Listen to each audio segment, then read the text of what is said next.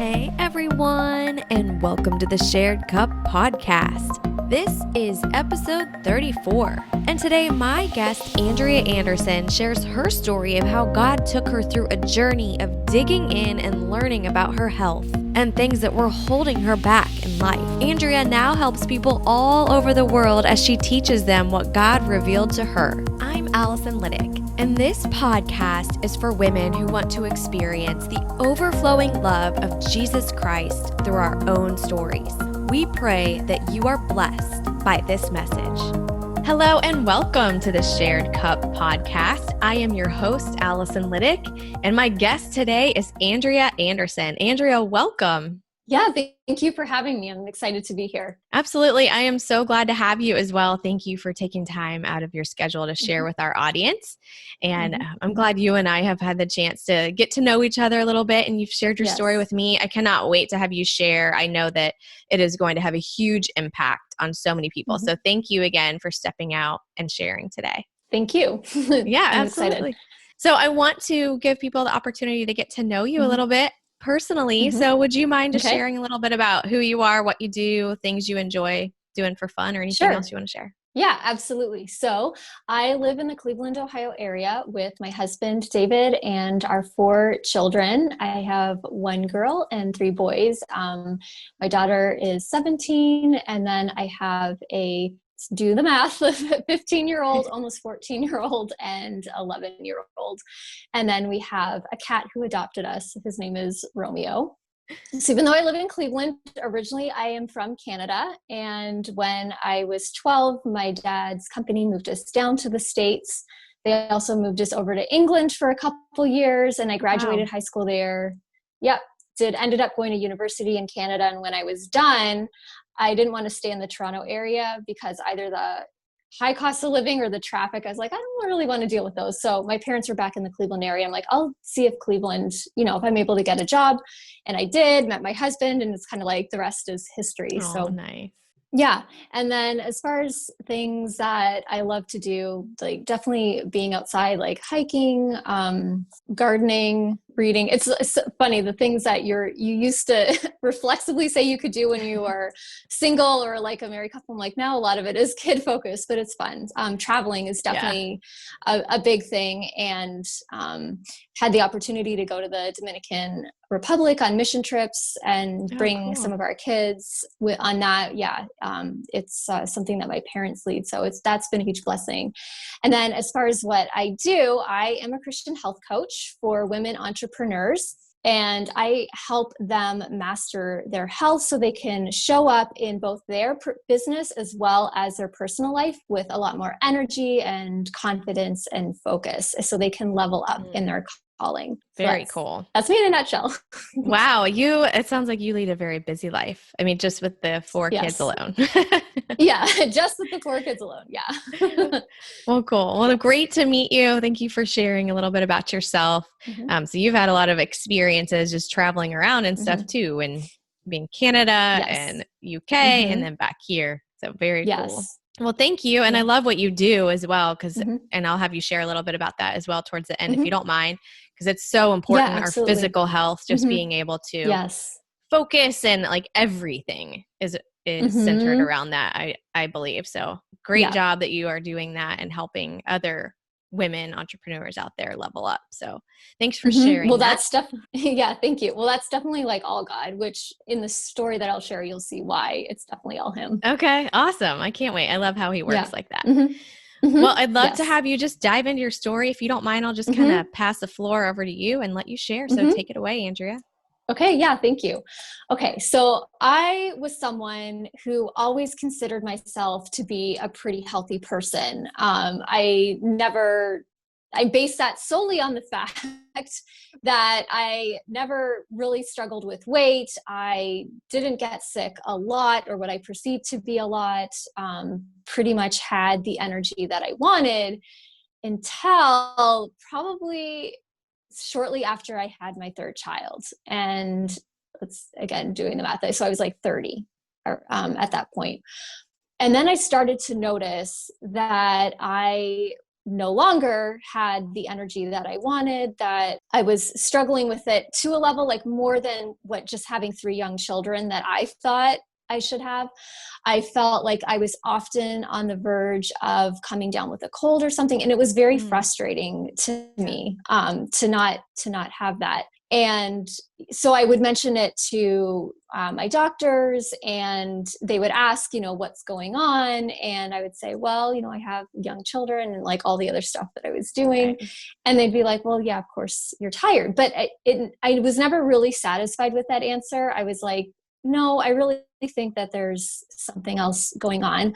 I didn't really spend the time investigating it though, or really pressing into that. I think I was just like, okay, it was frustrating, but it wasn't like to the level where I'm like, no, like I really need to figure this out now. Like, so I just let it go, but I would kind of just lift that request up to God, or that, concern up to him, just saying like, I'm really frustrated, like what's going on. And what I can see looking back, the thing that God really used to start opening my eyes to what was going on was actually my dad's diagnosis with heart disease, which happened several years after that. So I think I was in my mid-30s at that point.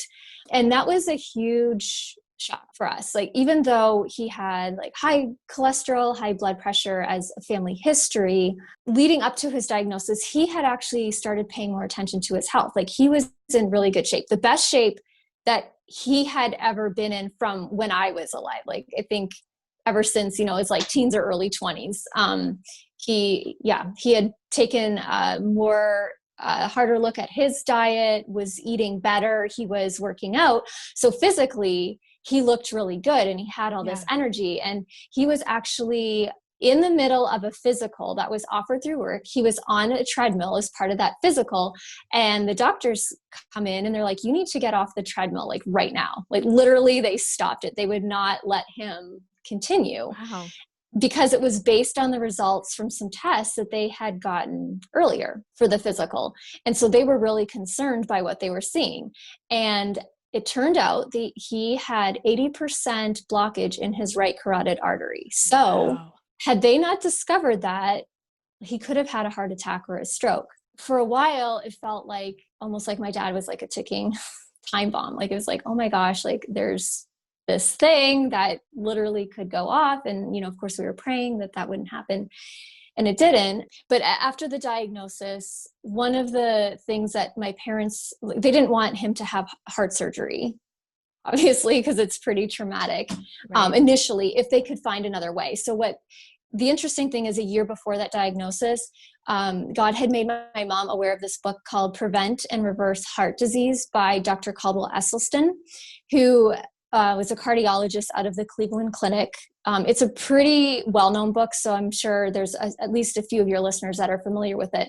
But anyway, so the concept of the book is that Dr. Esselstyn had been given patients who were suffering from heart disease that had pretty much, like, they tried all these options, like they had exhausted everything.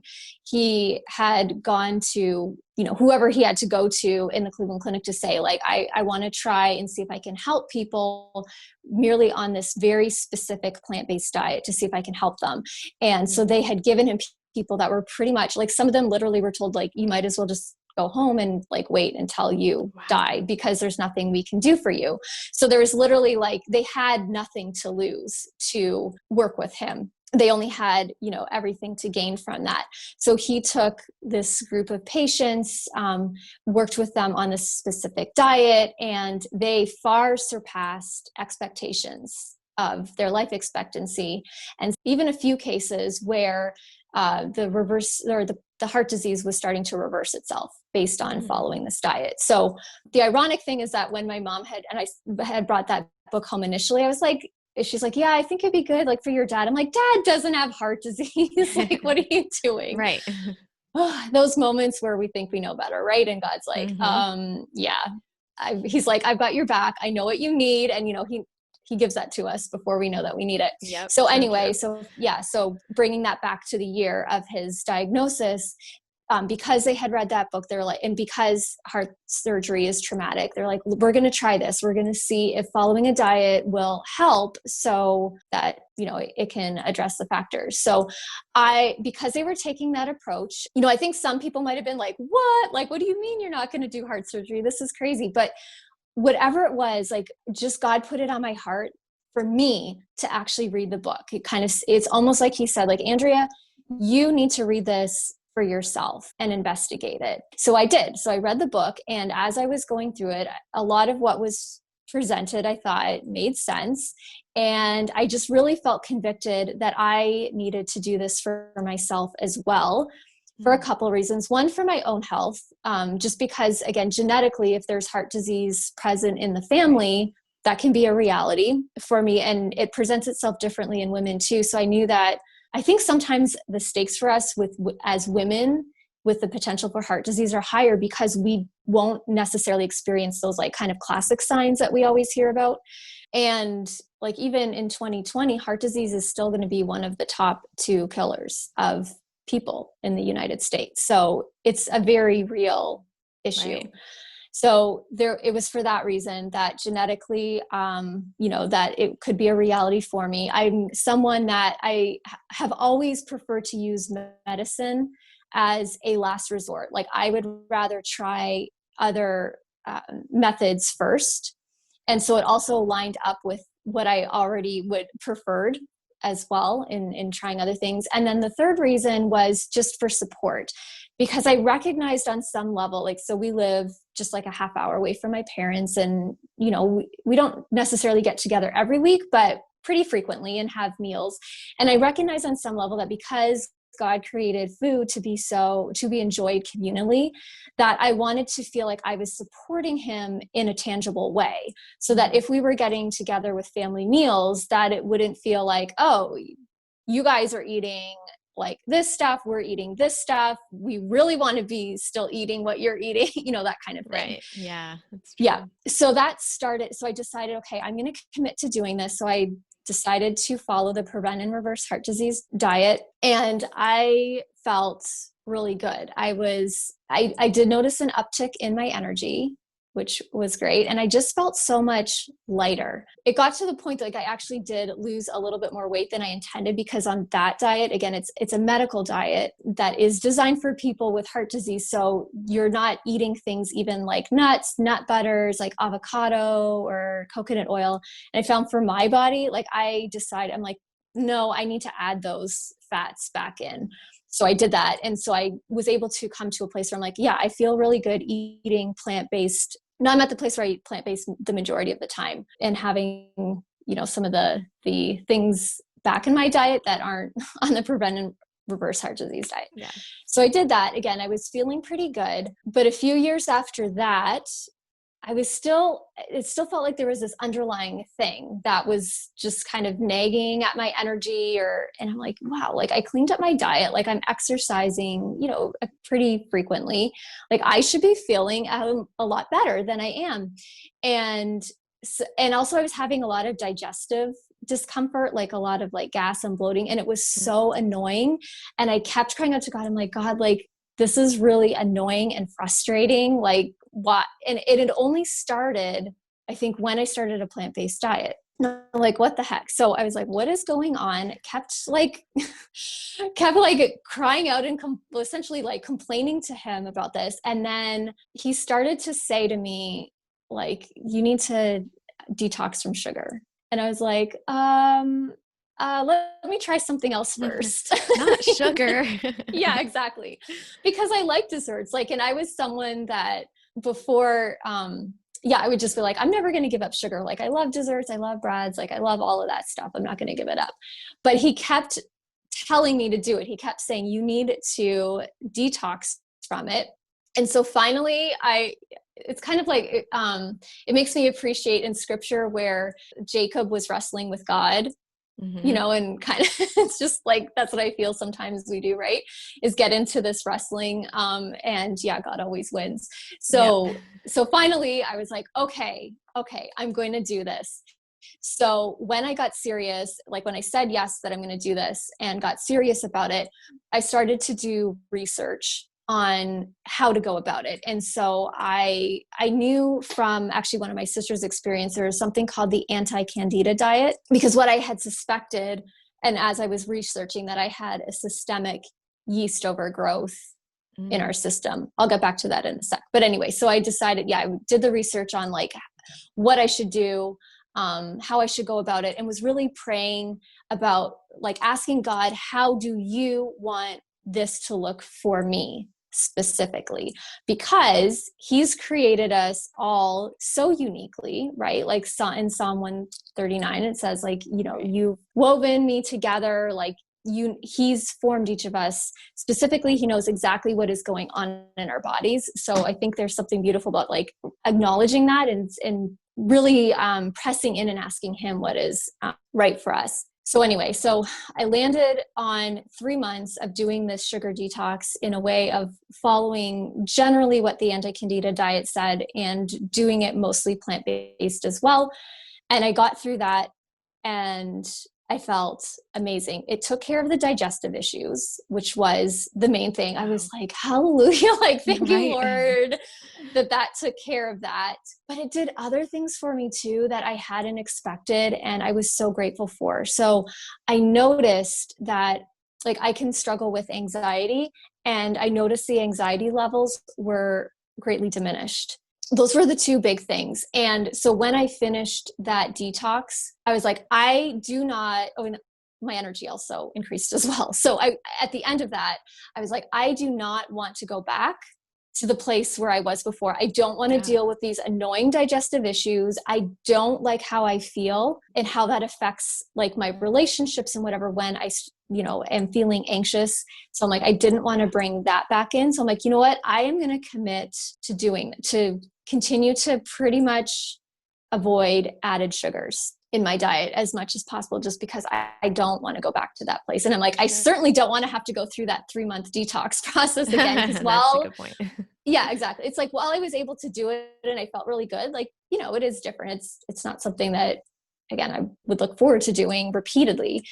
So I just continued with that, eating that way. And what I found a year later, which was like another blessing, is that I didn't need to take seasonal allergy medication as much, because before that, and in Ohio, like it's like 6 months of the year pretty much is allergy season. Like right from when everything starts pollinating until the ragweed dies, which depending on how warm our fall is, like it could be November or December, like who knows like how long it's going to be.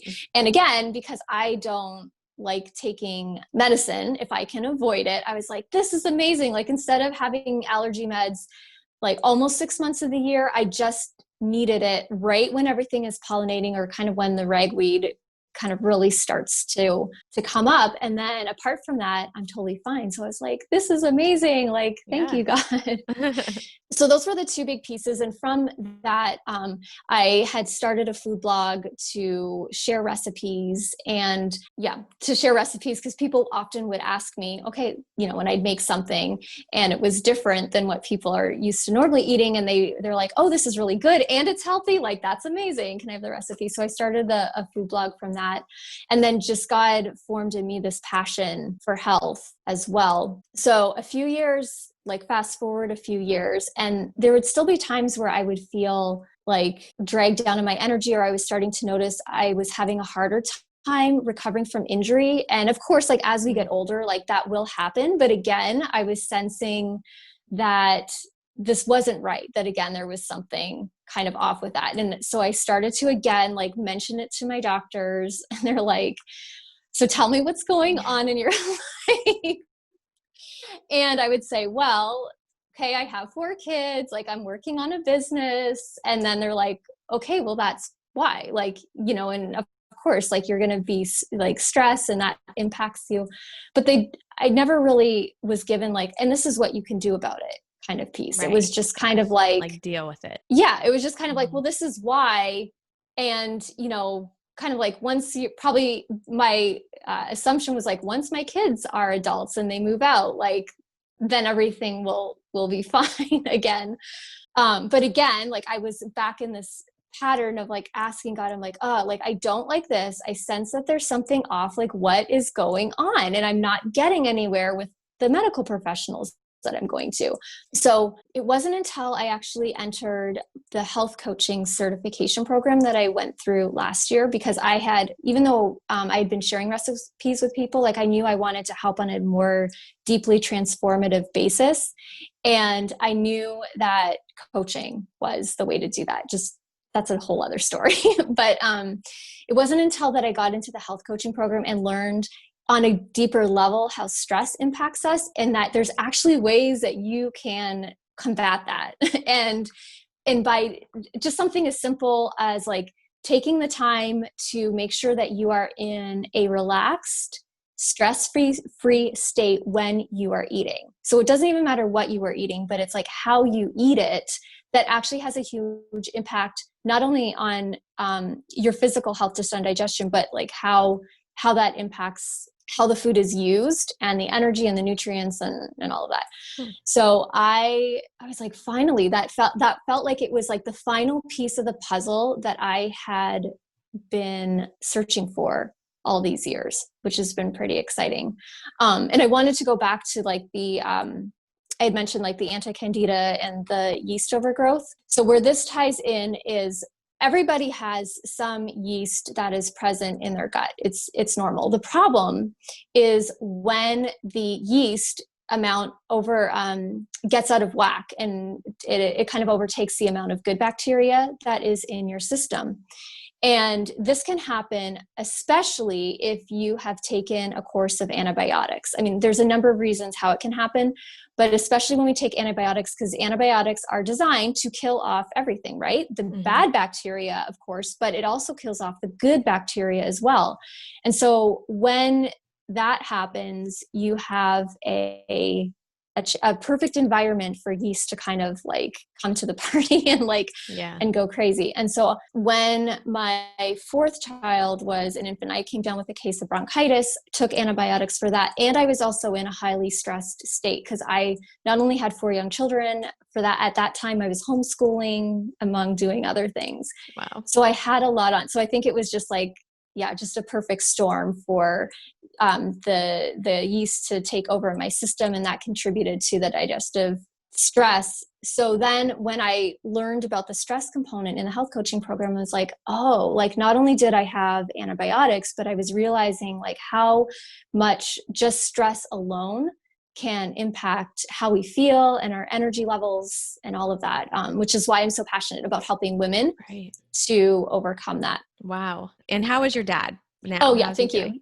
Yeah. So ironically, it's hard because ever since he had the surgery, he's struggled with his physical health. Like I felt like I think about a month after the diagnosis, he was struggling a little bit with just physically being able to do things. And unfortunately, the plant-based diet didn't work for him. I think because he was still doing such a high physical output, and I think the calorie amount just wasn't meeting his physical needs. So it wasn't working for him. And he did end up having the surgery, which that worked, but they had to like pull a vein from his leg to do the bypass. And then, it's a traumatic surgery to undergo. So, even though I think they say you have to plan for about a year of recovery after that kind of surgery to start to feel better. Like my perception is just, it's really impacted his physical well-being. He's still able, again, by God's grace, able to do a lot. Still leads the mission trips, is still like physically active, but it's taken a toll. But again, by God's grace, he's still able to do a lot. Well, that's good. I'm glad that he is able as well, and that they found it and were able to do the surgery. And God, really, that book was for you then. It was disguised, maybe. Yeah. It was disguised for him, but God used that to open your eyes to what's going on.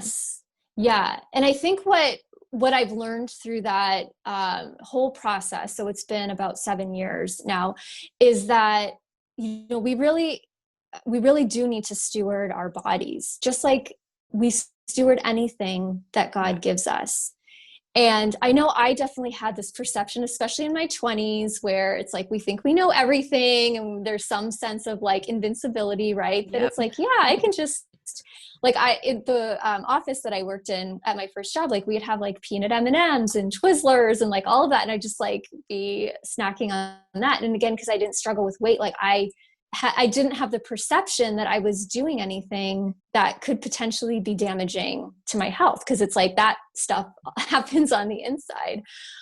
So yeah, it's just really been, he's just used it to give me an appreciation for like that we do have the, I think guidance from him to steward our body well, and that there's ways to do it.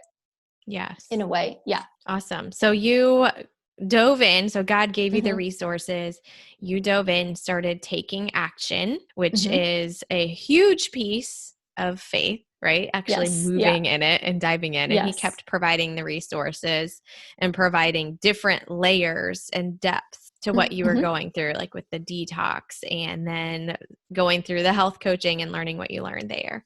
Yes. As well as providing for you now new opportunity, right, in your business.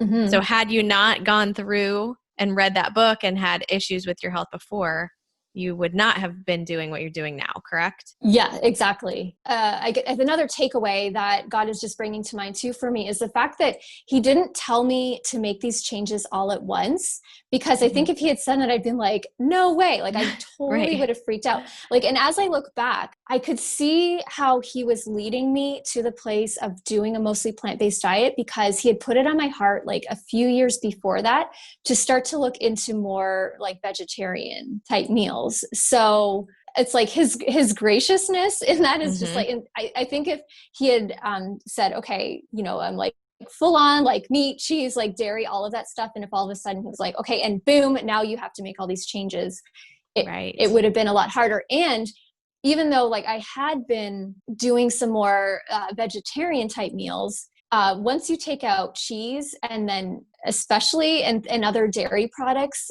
things don't cook the way that you're used to. So there were times the first few months that I did this that I was crying in my kitchen. I was like, I don't know how to cook anymore. Like I'd been pretty comfortable in the kitchen before that.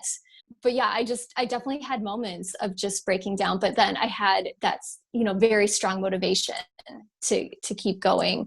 And another amazing thing too, is he used that the time of going plant-based as well as taking out sugar to tap into like the creative streak that I have in me and get creative in the kitchen. It's like, okay, like if I am going to continue to not eat added sugars, especially for the largest part, like I still want to enjoy my desserts. I still want to enjoy having treats. Like, so I need to figure out how to do this thing in a way that makes me feel really good physically, but also helps me to feel excited about what I'm eating. And that's been a huge blessing, because now as I work with clients, especially if they come to me with a sugar addiction, I have a resource of recipes that I can be like, oh, you love chocolate? Well, here you go. You can keep eating chocolate and you don't need the added sugar in it. And they love it. Oh, awesome. That's a really good point, because I feel like a lot of people feel like they're missing out on things, but God, like you said, God allowed you to be creative and gave you replacements for those things. Yes. Too. And I love what you said too, as well. Like if God would have just dropped all that on you at once and been like, okay, give up all this stuff now. Like it's like, whoa. And that's what's so great about him is he is so gracious that he knew with you, he had to lead you and do one thing at a time, which I love that he does that. He is so gracious with us. Yes, he is. Yeah. Oh, wonderful. So you mentioned if someone has a sugar addiction, how does someone know if they have a sugar addiction? So most people do recognize that they do have a sugar addiction, because a lot of people will say to me as I talk to them, they're like, oh yeah, I'm totally addicted to sugar. So there is that recognition of it. I will say like some of the other signs are especially when you're stressed, like you gravitate towards sugar, or, when you are eating a dessert, you recognize like there's the thought, oh, I really shouldn't have another piece, like either, because you're full, or you recognize that you have had what would be a satisfactory portion of something, but you keep eating like more quantities of that, especially past the fullness.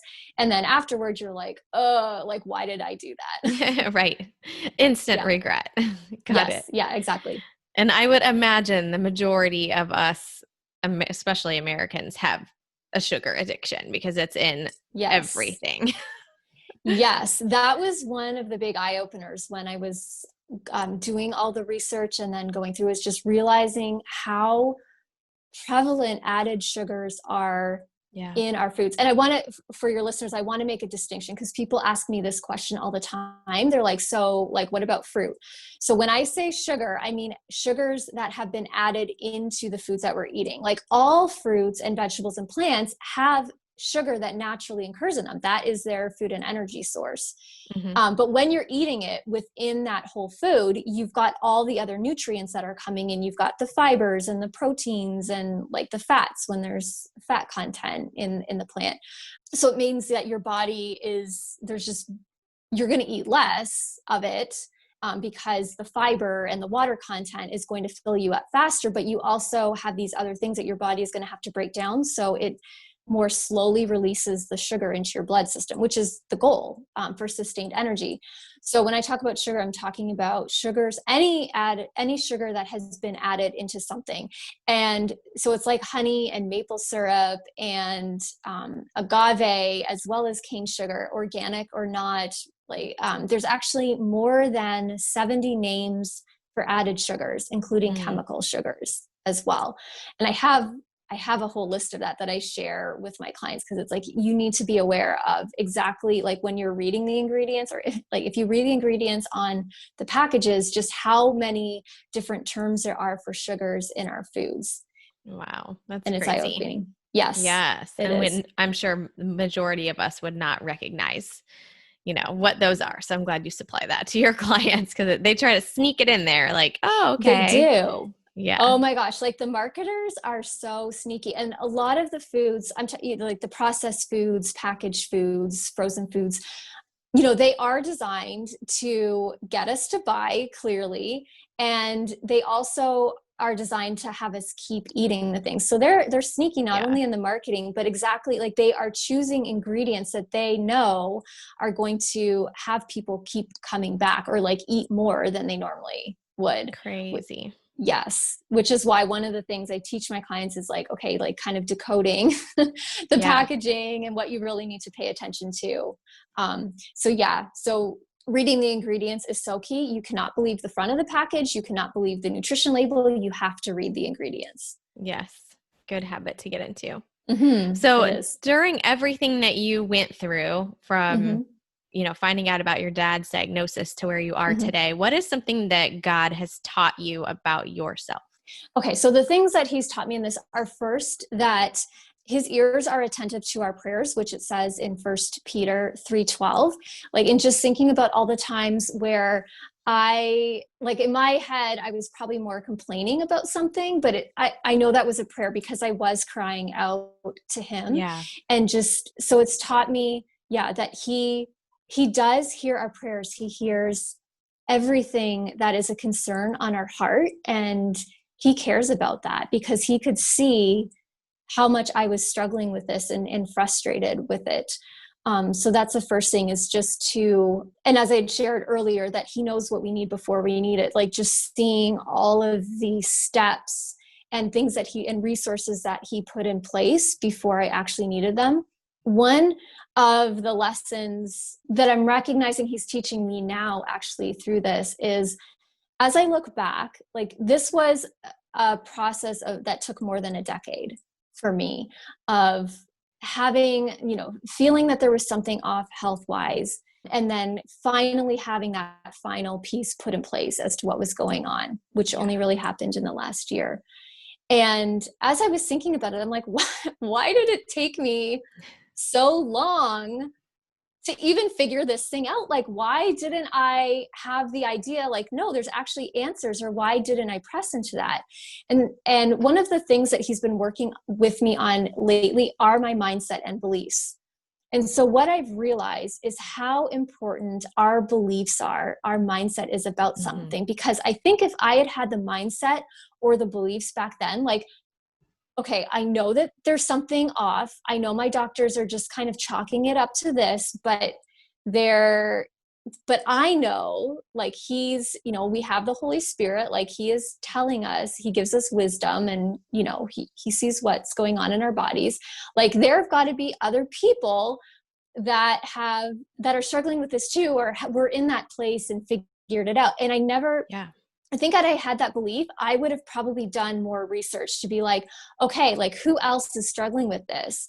And also believing that I could overcome it. I think I had in those years, I just kind of accepted it instead of like being a lot more proactive and believing that not only could I overcome it, but that there were resources and like people to show me how to overcome it. I think that's why I'm also so passionate about working with the women now. I'm like, I do not want it to take even like a year or two longer than it has to for you to figure this out. Like, there actually are ways that you can have the health and the energy that you want. And here's how we do it. So let's talk about that a little bit. I know you've mentioned a few things about your business and who you work with, but tell us a little bit about what you're doing now through everything that you've gone through. Because I am a multi-passionate, serial entrepreneur, I have such a heart for entrepreneurs, which is why God again just was like, you are going to work with entrepreneurs. Even,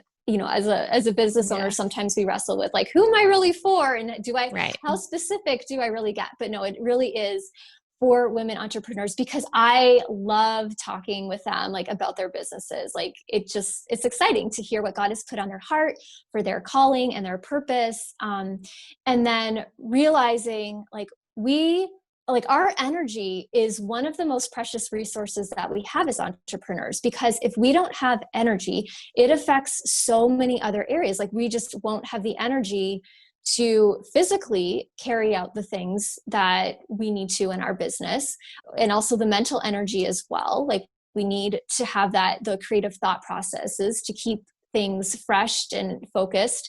And then a lot of the women that I work with also have families. So if our energy is depleted, and we know as entrepreneurs, like, we put a lot into our businesses, like, we like to show up big time in that. Yeah. But if we're putting all the energy there, then we recognize that we're kind of giving our leftovers to our family. And I know that does not sit well with the women that I work with. Like, when we dig into like why this is so important, so often it comes to that place where like, I just want to be there in a bigger way for my kids or for my husband. Like, I know like I'm not giving them my all. That doesn't feel really good. And so that's what they're at the root, one of their biggest motivations for wanting to have more energy. And then recognizing too that, again, as entrepreneurs, like, rarely we're like, we've arrived and we're just going to stay in this place forever. Like, we're always thinking about what is the next thing and wanting to level up, which is a good thing, right? Like, God will never have us just camp in a place forever and be like, well, we're done. Like, doesn't happen. Yeah, exactly. It's like, until we're like with Jesus, like, we will have never arrived. So recognizing that in entrepreneurs and that desire, like, we can only go as far in our business as we're willing to go, like, personally, or like as our body will let us go. Yeah. So I love working with women who are like, I want to get to that next level in my business, but I'm recognizing I don't have the energy, or they have gotten to a certain level and they've prioritized everything over their own health, that now some bigger issues are coming in, and they're like, you know what? I'm going to have a real problem here if I don't get a handle on my health. But I don't know how to do that in the context of my busy life, or it just, there's like that feeling that it's too hard, or that they have to do one or the other. I'm like, no, like, we can do both. We will do both. Yes. And taking like what you said, you don't want anyone to spend any more time than they have to going through this. Yes. So women, take what Andrea has learned and learn from her. You don't have to be an expert. She's an expert. So you'll teach, right?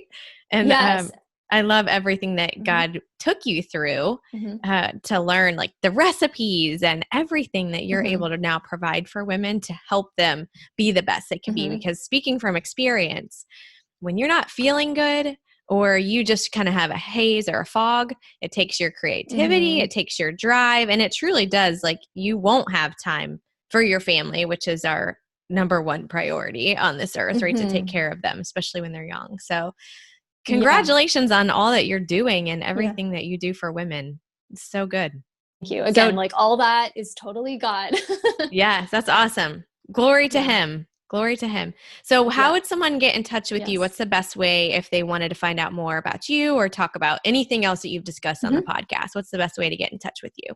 Yeah, probably the easiest would be through Facebook or Instagram.